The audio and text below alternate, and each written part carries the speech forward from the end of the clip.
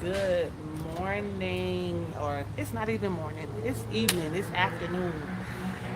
It is me, Kiwani, and Mr. Murray, my hubby, and today is Thursday, so we're here today to do our mouth muscle with Team Murray, and we thought it not robbery to talk about this here particular topic because it needs to be discussed. I know many of you have seen the video of the teacher fighting the student or the student fighting the teacher or however it went, and I wanted to talk about it. So, being that Mr. Murray is also an educator, been in the system for many years, I knew that he would be able to talk on this particular topic and share with us some things that are going on in our school systems and with our children. And so we're going to talk about it today. So first of all, Mr. Murray, did you see? Did you even see the video?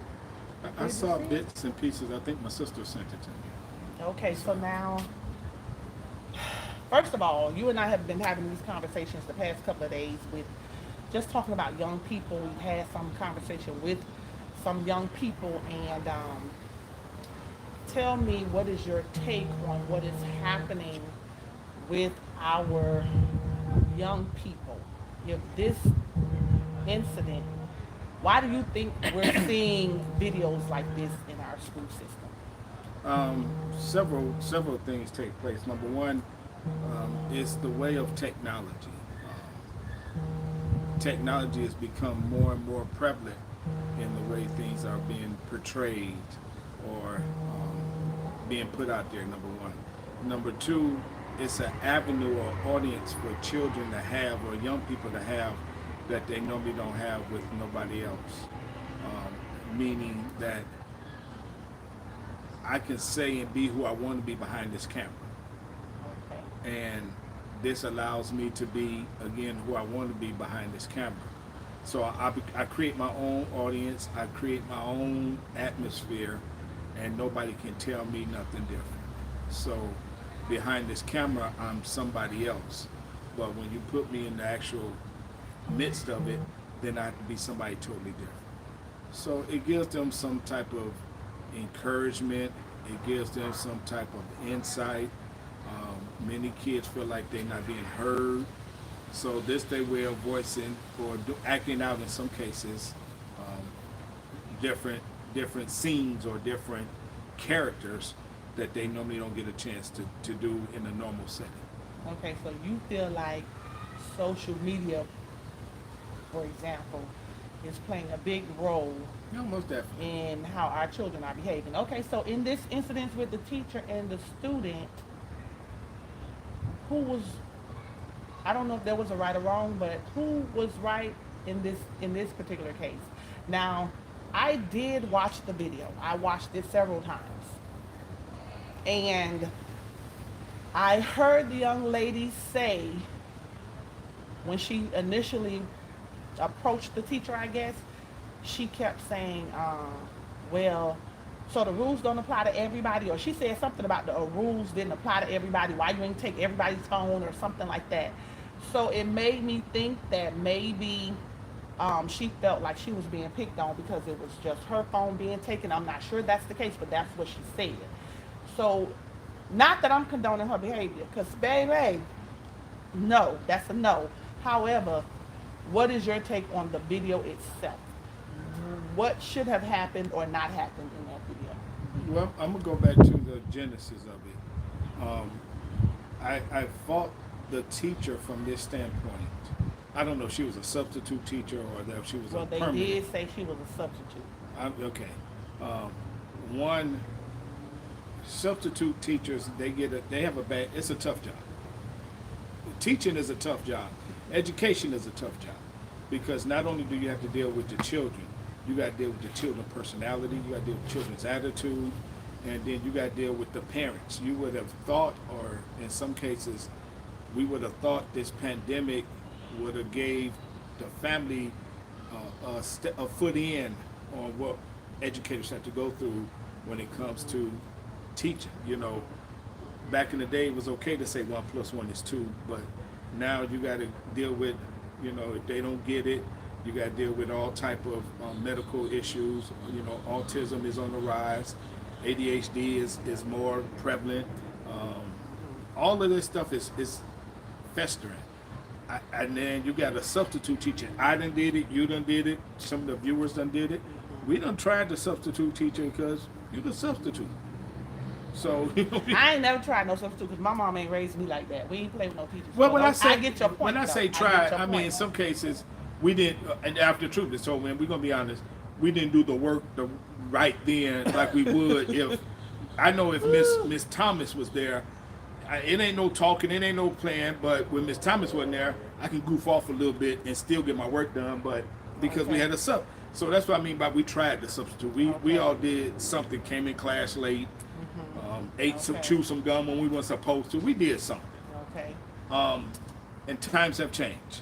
So this substitute teacher, if she was a substitute, because I don't know, I think she came in on the black backlash of trying to instill some order and discipline when this young person apparently thought she was going to be the one to be the spokesman to try to teach her. And you ain't going to take my phone, you didn't pay for my phone, and all whatever else. I don't know what was said, but that's one thing she tried to substitute instead of falling in line and doing. I tell my kids all the time. You can't get mad if you break the law, and then the law give you the just cause of the punishment. Just like if I'm speeding down the street and the police pull me over, how am I gonna get mad at the police officer for pulling me over for speeding when I knew I shouldn't have been speeding? Right. I did it. I was speeding. I'm sorry. You Right. know. But because okay, we know that the teacher took the phone. The phone probably shouldn't have been out. She wasn't following the rules. She had the phone out when she should not have had the phone out. Now the teacher takes your phone, but you approach the teacher. You approach the desk. You come into a space where you should not even be to approach the teacher about the phone. What would have been what should the response have been from the teacher, or what could have been done different to keep it from escalating to the point where they were physically fighting? Like, I mean, sometimes what's going on with these kids that they feel like they can come in the teacher's space? sometimes a calmer voice or a calmer way of doing stuff may, because again, I don't want to say what did or what didn't happen because I didn't get the full gist of the story. But based on the little piece of the video that I did see, I think maybe, just maybe, hey, you know, we ain't finna do this. If you have a question that you want to talk to me about, let's discuss what's going on. And as you see it escalating, let me call, you know, for reinforcement because I don't want to get into a confrontation with this kid if time permits. Now, sometimes, and these are all ideal situations after the fact. You know, I can always say, I'm going to call the front office, or I'm going to go flag down another teacher, or I'm going to do something that meant to, because I don't want to get it. Sometimes you don't have that reaction time to do that. Right. Because now you done came up on me. So, you know, and sometimes, and I think it's sad and I feel bad, you know, that it got to that point. But sometimes you got to let these kids know and understand I'm here to do a job just as you are here to do a job. So let's do our jobs together. Let's see how you can learn, I can teach, and then we can go home.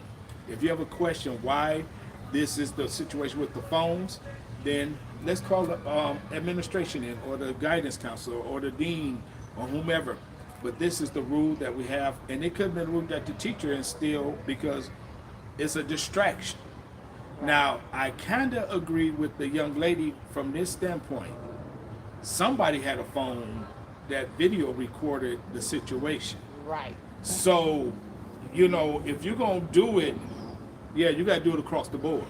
But what may have happened is those other students saw this situation escalating and they took their phones out so they could record. Because now it's something to jump off because she's But- in the teacher's face. But the point is, you wouldn't have your phone to pull out if the teacher had all the phones. So you're saying there should have been a rule that said as soon as you come in my class, put your phones here. Because there are some teachers that have that. They have these cute little baskets or wherever they got the kids we put their have- phone. Everybody drop it right here. we When have- class we is have- over, you get it back. We have that rule. We get phones, iPads, any type of recording device, drop it in the basket, and then on your way out, the teacher may let them have a segment in the day where if you do good, okay, I'll let you get it out so you can, you know, video that, do whatever constructive. None of that TikTok and all that. Just something if you got, because there's some games that you can play that, because kids gonna do it. Okay. But if you're gonna take one phone, take all phones. I don't know how this person ended up with their phone to video record what was happening. So maybe the young lady that phone was taken may have some type of justification for questioning why you didn't take everybody's phone, but she had no justification for approaching an adult and going behind to feel like she just going to enforce her own rules, to an adult. Well, I agree that whatever applies for one should apply for all. I don't know how the other kids ended up with their phone. It may be that the substitute teacher didn't have a problem with the phone until she saw it. The others may have had their phones put away because they understood that was the rule. Now, this is my thing with what's going on with these kids. I believe that somewhere along the way, we have given too much power to these children and have taken away too much power from authority, be that the teacher, the security guard, the principal, the whoever, because these children seem to want to push the limit. And in that, where does the parent come in? Where is the parent going to be held accountable for some of this behavior that we're seeing with these children? Because I know my mama, your mama, my aunts, whoever, they didn't play that. Our village did not play the radio. You would not even dare think of standing up to a teacher and telling the teacher, oh, give me my phone, or saying anything back. When the teacher said, put everything away, you put it away. When the teacher said, line up, you lined up. Now, of course, there were always a few exceptions, people who just gonna act out and they were the bad kids and we knew they were the bad kids. However, for the most part, the stressors that I see that teachers deal with, because like you said, they're not just the teacher, they're the counselor, they're the mentor, they're the tutor, they're the, they have on all these hats that they have to wear now. And the more hats they wear, the less power they have. So at some point, we have to fix this equation because it's not working. We're seeing it get worse. Where are the parents? What is the responsibility of the parents? When do we start holding parents accountable for the behaviors that we're seeing with our children?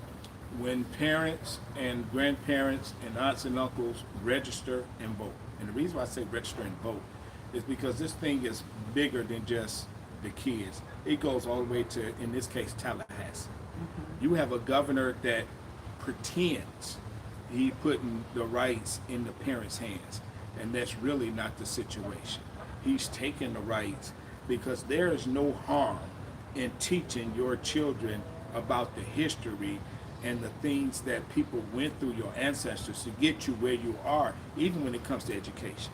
Education wasn't a given back in the day. So now, you're trying to tell these parents and these kids, oh, you have rights to learn certain things. You have rights. So now they're pushing the limits with their rights. And sometimes we as the parents don't push the envelope back to say, hold on, I want my child to learn this.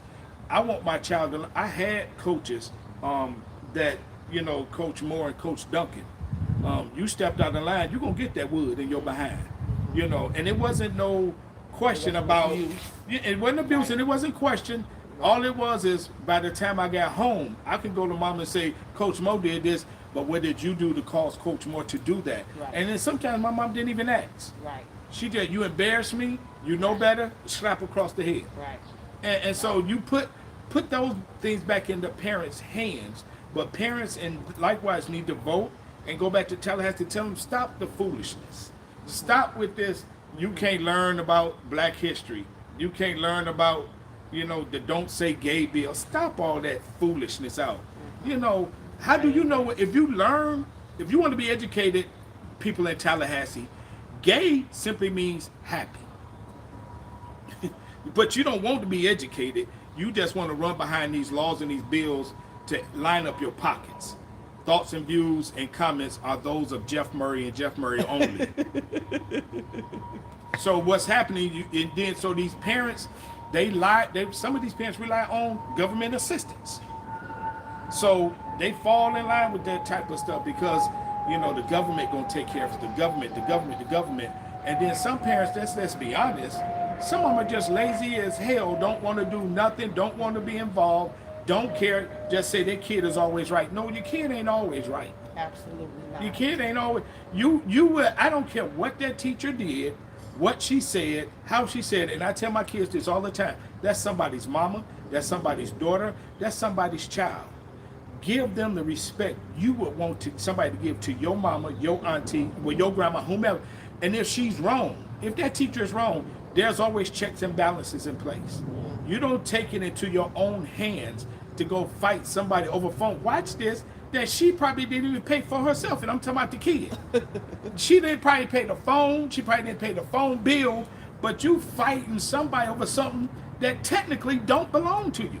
Now, I'm not defending the teacher to say she's right for putting her hands, but it's called private space. And once you invade my private space, then hold up, you got to back up.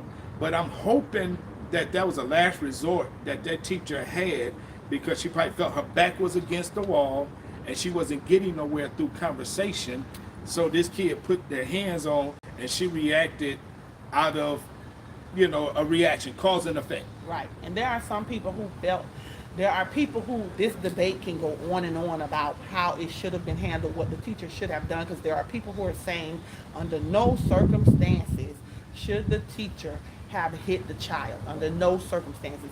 And then there are others who are saying, once somebody comes into your space and you start to feel attacked, mind you, the young lady did swing at the teacher. That now you got to defend yourself, because who's to say? We see it all the time. Like, and I saw a small clip of the video of the actual teacher where she was saying she felt like her life had been threatened, or she was in a situation where now there's a threat. So she reacted and she apologized. She felt like she shouldn't have. She did apologize based on what I saw from the clip with the teacher. But when is enough for these teachers? Like, we see so many things happening in the classroom that are taking away from the time to learn, that are interrupting the learning environment. These young people are just really taking over the classroom. And I listen, for every school teacher or administrator or anybody working in education right now, I applaud you guys, because it's not an easy job. And to be able to follow all these rules that tell you that you can't say and you can't do, but there are no rules that are doing the same with these kids. These kids feel like they can do anything, they can say anything. They're not following the rules. I'm sure there are things in place, but the kids are not following the rules, and the consequences seem to be minimal. But the teacher will be fired right away. The teacher will be reprimanded, suspended without pay, moved to another location right away. So there seems to be swift response when it comes to what to do about the teacher. But the response for what to do with the children seems to be slow or non-existent. And I think that's a problem. Because again, the teacher, in some cases, I'm not saying this all cases, but I've seen it. The teacher has to establish authority, law and order in August when you come in my classroom. I'm not here to be your friend. I'm here to be, and it has to be said. And I hope some of my parents listening, I tell them all the time, I'm not trying to be your kid's friend. I'm trying to establish authority. I have a job, and my job is to protect the children, to protect my staff, and to protect this school environment as a whole. That's my job. And if I don't care who it is, I will do whatever I got to do to get rid of that seed. If you're going to cause some harm or danger to anybody in that environment, that's number one. And if you don't want your child in that environment, then this is not the place for you. And I tell the staff the same thing. So though you come out and you have that at the beginning, in October and November, you can't let up and be all googly and friendly with them. To a degree you can. But you got to be consistent with who you are. Okay. I tell them kids all the time, and I hope the parents listen, they'll tell you, don't try me, try Jesus. Because this is 270 pounds you don't want of trouble. Now, I can be your best friend, and we can work together. And thank God, I can honestly say thanks be to God. God, in all honesty, have some of the greatest people. I have not, staff-wise, couldn't ask for a better group. Could not, everybody go above and beyond. When I tell you beyond. I believe it. And don't even give a bat. But you know, and then the kids, they're just kids. So I have to remember that. Thank God I just got little kids, and they're not real issues. But in some of these cases, again, we got to go back to not only just giving the teachers back some authority. In some cases, and I don't want to go here too long, teachers got to earn the authority. And I wanted to touch on that. You cannot abuse these kids and think, because then you make it bad for all teachers, for all educators. And and everybody be looking at educators now with a side eye, especially as a male. As a man, we're a minority. I'm a minority in education, period. And then to make it a black male in administration, that number even dwindles. Right. So when somebody do something to a child, it puts a light on every educator across the diaspora. I agree. I don't care where you at. I agree. And so now the kid becomes more credible than the educator. Okay. Because I did grab Junior, but what I was doing, I grabbed Junior by the shoulder to pull him out the way, but that ain't what Junior said. Right. So now I got to go through hell and back just to prove my innocence. Right. Because I stopped them. But it's not me. It's because of other situations, and then the news perpetuates that because they show stuff. They show the juicy stuff. Right. You know, they show right. the epitome of what happened. Right.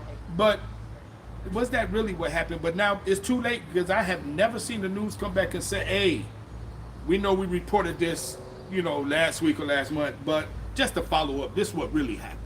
You don't get that. Well, how much of this, when we talk about the teachers and trying to be their friend and not establishing boundaries in the classroom, or not having, what do you guys call that? Like classroom, what is it? The word that they like to use? Management. Classroom management, right. Some teachers, now they're talking about what the teacher's wearing. They're talking about what the teacher, you know, if the teacher, you know, these teachers are usually young, because the older ones are kind of trickling out. They're retiring. We have along with a new breed of kids, we have a new breed of teachers. They're TikTok teachers. They are, you know. So how does that? You need how that. does that play into what's happening with our kids' behavior? Like they looking at the teacher like the teacher's my friend, as opposed to the teacher being an authority figure. Because the teachers wearing Jordans, the teachers are you know, cool. The teachers have nice, you know, they hair. You know, it's like they have this whole thing going on where I do that. You almost can't tell who is the teacher when you walk in the classroom if you don't know. I do that with my kids, and I got Jordans and I got jeans, and I got my wife. Thank God, bought me some great Burberry shirts. No, I did not. so you know, I got my baseball caps, and I walk in, and you know, I keep boundaries though. Okay. You know, they see me because I have to wear 10 hats. I have to teach chapel, so I got to talk about Jesus. And they know how I feel about Jesus in that sanctuary. They know I will lose it if you come in and disrespect the house of God. I will lose it. But then I go outside and I interact with them doing PE. But even then when they get out of hand, I have to reel them back in. Hey, I'm still in charge. I'm the one that make the decisions, not you. So you have those, you know, you have to keep that balance. Mm-hmm. And I tell them, tell your audience, and I tell parents, I fear God more so than I fear any man. I had a talk with God this morning in the sanctuary, and I said, God, I'm 53 years old, and for every sin that I did not confess or ask for your forgiveness today, please forgive me. So I have that relationship with God, and I think sometimes some parents feel like they're the boss. I pay your salary. No, you don't pay my salary. Let me. Yeah, I'm like Bernie Mac. You don't pay my salary. Let me just tell you straight up. I want you to hear me good. You don't. God gives me my ultimate reward. And I want God to say, well done. You were faithful over those kids. You did right by those kids. And so I try not to scare them off because these are little kids. I know my kids are little, but I have to give them an audience where I want to hear what you're saying. I want to understand what you want to say. I want to understand your TikTok methods, and I want to understand so I can try to correct, because that's not something that's being taught in the current classroom, how to correct some of this inappropriate behavior or some of these misconceptions. And so they can't get it at home, because when they get home, sometimes mom, daddy, auntie, uncle, grandma go in your room and do your homework. And by the time they go in their room and do their homework and you look up, it's 9, 10, 11 o'clock at night, and they done ate, what's they call them things? Sometimes Hot Pockets, and sometimes some cinnamon toast, whatever it is. And so they don't get a, sometimes, meal, but they buried in their rooms because mom and dad not engaging them in the homework. But that goes back to what I said about the teachers being expected to do too much. The teacher has Because too, we how can't. many hats can the teacher possibly wear? After a we- while, we came up- you listen to me though. You wearing so many hats that now you're in teaching because you dealing with so much other stuff. Where is the line drawn between as far as who's responsible for what? The student is responsible for doing their part. This is their part. The teacher is responsible for doing this part. This is her part, or her part, his part, and the parent is responsible for doing this part. Like the teacher cannot be responsible for everything. I feel that if as parents we get a handle on that stuff at home, when we send our children off to school, they know they're representing us. They know what they should and should not be doing. And therefore, it makes it easier for the teacher to do what the teacher should be doing, because I've handled my business with making sure my child knew what they were supposed to be doing. I think a lot of this comes back to we are not holding these parents accountable. Their children, like you just said, they spend all day in the room. They're raising themselves. They in front of the phone on social media all day. Okay, so why are we allowing that? As a parent, I should not be allowing my child to stay locked up in no room all day with no phone in front of their face, making 5,000 TikTok videos or on social media doing whatever. I need to know what's going on in your life. I need to know what has your attention like that. I need to know why does that have your attention like that. I need to be communicating with my child and making sure that they understand the things that they should be learning and should be doing. They should have chores. These kids don't even have chores, man. So the Bible, what happens is we've taken Christianity out of the school, and in some cases, Christianity never exists in the home. In some cases, okay. because the Bible is clear in a couple of passages, several passages. For one, in all thy ways acknowledge Him, and He will direct your paths. Whatever that path is, if you acknowledge God and the presence of God and the existence of God, He gonna direct your path.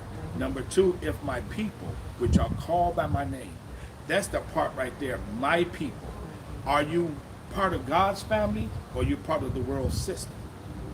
So if you don't have that relationship, there is no checks and balance. Now the reason why these young educators are doing what they got to do, because we don't have no more grandma and grandpa educators. And what I mean by that, everybody from our age on down and up came to school with some issues. I had an issue where I could not see. I had an issue where but it was that white teacher, Miss Rones, that saw that I couldn't see. She saw something in me that the teachers today don't see, because some teachers today don't want to go beyond the extra mile. They don't want to be pushed beyond the limit. They don't want to be that mentor or that person that you can go to and talk to, or that can help you, or to do extra. I've never seen it like this, that every kid need a tutor, but back in our day, you stayed behind school and the teachers taught you extra and didn't even worry about a paycheck. Okay. And they got paid way less then than they are today. Okay, but when you said that one teacher saw that you couldn't see, what did that teacher do? She went to my mama. And what did your mama do? My mama listened. And your mama followed up, right? And took you to the eye doctor and got my did what she glasses. needed to do as Yeah. your parent. Yeah. Unfortunately, that's not happening today. I A lot of agree. these teachers recognize the issue, they address the issue, and nothing happens. I They agree. send home letters with the student and nothing happens. I agree. They have these meetings that the parents either don't come to, or the parent comes to the meeting and sits there and acts like they understand, and then they go home and nothing happens. So now what do we do? Like, when does... But see, that's when, and then people get upset. That's when you go to the state and say, told Kiwani this was happening with her kid. So you go to 3 letters, D, C, E, F. Then they get bent out of shape. But I would rather you get upset with me for trying to get the kid some help than to ignore a problem, and it perpetuates and it continues to fester to now this kid is in the 9th grade and got passed through the system and getting behavior problems, stuff is worse, carrying cigarettes, doing whatever. Guns. When you just could stop some stuff. I ain't saying some stuff when you, we always talk about see something, say something, but that needs to go for educators and parents. If I see something, I should have the relationship with my parents, which I believe I do, that I can come. And then sometimes as the educator, you just can't come to people's kids, and it's just the truth, and say, look, your kid is dumb.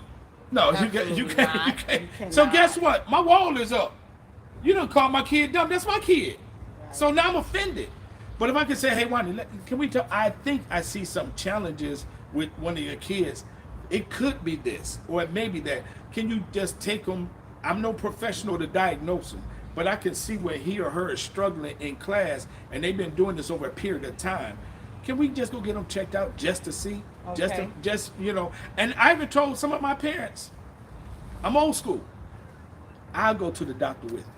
I'll take off from the office. You are the exception. I know, but We're see, talking about in a school system with so many teachers who are reaching out and trying to help, and finding that they are not getting the response that they need. But they may have it. But the reason why they don't get the response that they need is because they don't have the support that they need from the top down. Okay, so you're saying this is an administration issue. Yeah. Because if I go, Okay. well, I am the administrator. But if one of my teachers came to me and said, "Hey, Junior," and which we have, let me talk to Mom. Let's see what Dad can say. Let's see how we can collectively come together and do a case study to see if this happens. And if it perpetuates and it keeps happening, then we need to consult the medical professionals that are beyond our scope. Mom, I hope you're open to what we're trying to say. Okay. And so, you So know, what do you think should be done in the public school system? Just give me an example, just a rough draft, just a whatever, real quick off the cuff, of what would resolve some of. It's not going to fix everything. We know there's no one thing that's going to fix everything, but to keep from seeing videos of teachers and students fighting, or any video of disruptive behavior in the school system. You said that you feel like a lot of the issue is the administration. What should be done from the administrator down? Tell me what you think should be done. I think in some cases the administration is doing what they think they should. You know, you have behavior specialists in place. You got the interventionists in place.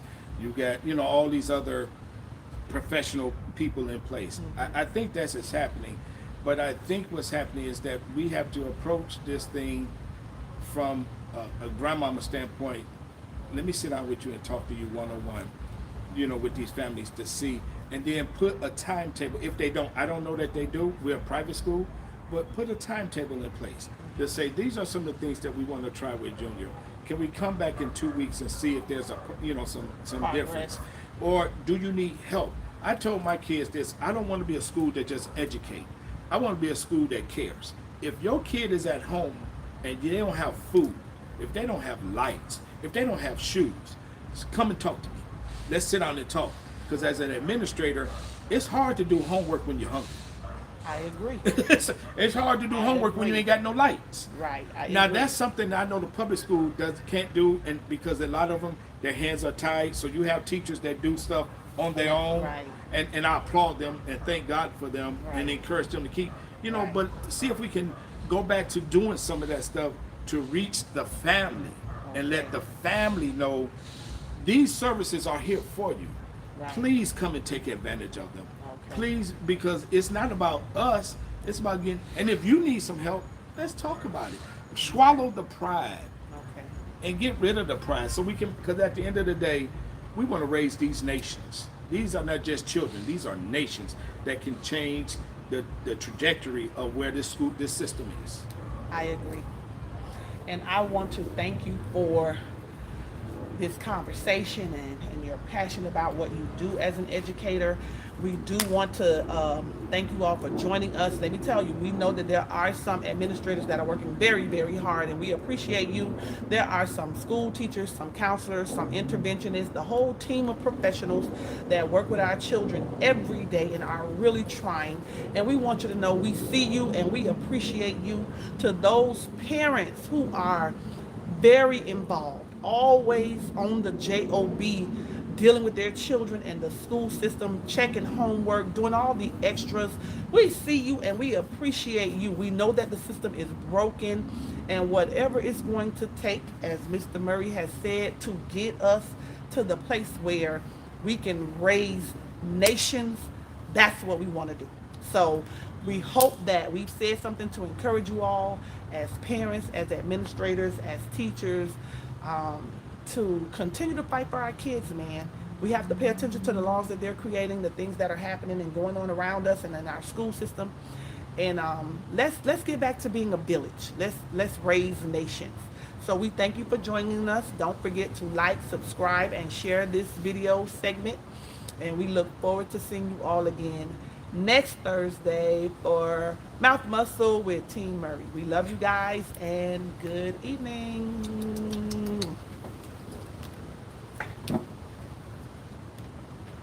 These mosquitoes was